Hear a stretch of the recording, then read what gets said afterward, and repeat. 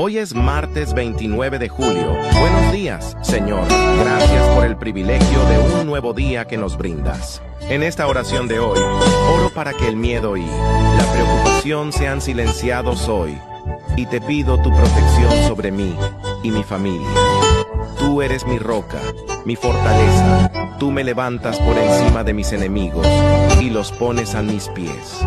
Tú eres la luz que ilumina mi camino, y ni el peligro de muerte me apartan de ti, porque sé que el premio que me espera es más grande que cualquier amor que pueda recibir en la tierra, mejor que cualquier invento humano. Tú eres el sol que me calienta en un día frío.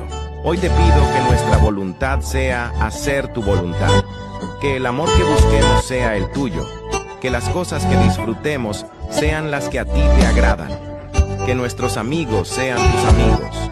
Te adoro y nada me apartará hoy de ti. En el nombre de Jesús, amén. Que este día esté lleno de bendiciones.